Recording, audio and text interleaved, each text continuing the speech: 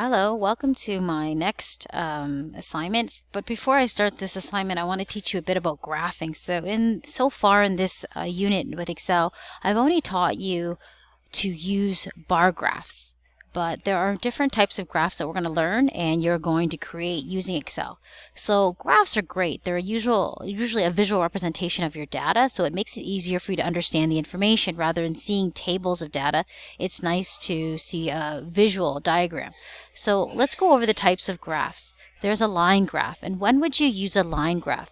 The only time you really need to use a line graph is when something is changing over time, and your time will always be on the x-axis. So when I talk about time, I would talk about days, hours, and the best type of examples to graph using a line graph would be stocks, temperature, changes in oil prices.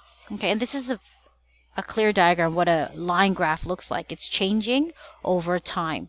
Okay, and these dots represent the data that you're graphing. They're plotting on the graph. And you can also have line graphs that have more than one line graph. So you might have a line here and you might have another line graph here, and it will be two different colors. Okay, the next one is bar graphs. Bar graphs are used when you're comparing two or more values. So in this course unit so far, we've only been comparing one value. Usually it was, I think we did the home budget analysis. We did net income over months. Okay, but now you can compare one or two or more. The bars can be horizontal, which is this way, or they can be vertical. In our class, we've done mostly vertical. And usually you would do it when you're doing surveys or you're doing points, like scores for a game or a team. Okay, but I think bar graphs are very self-explanatory. So when you're comparing more than one variable, it's not over time. And what I mean by time, it's not over hours, days.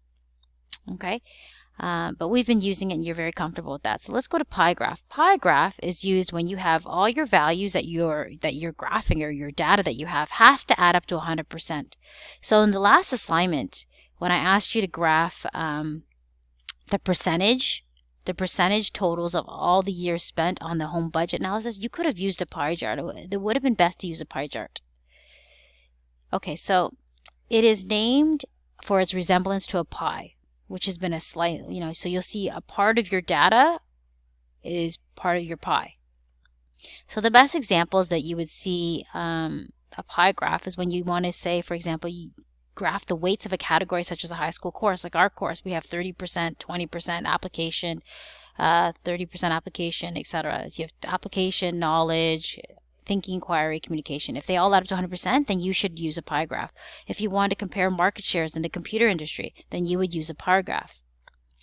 So now that I've taught you about the three different types of graphs, I want you to now try this assignment. For each question below, do the following. I want you to create a table. So I've been teaching you how to use tables and how to take tables, create tables using your data.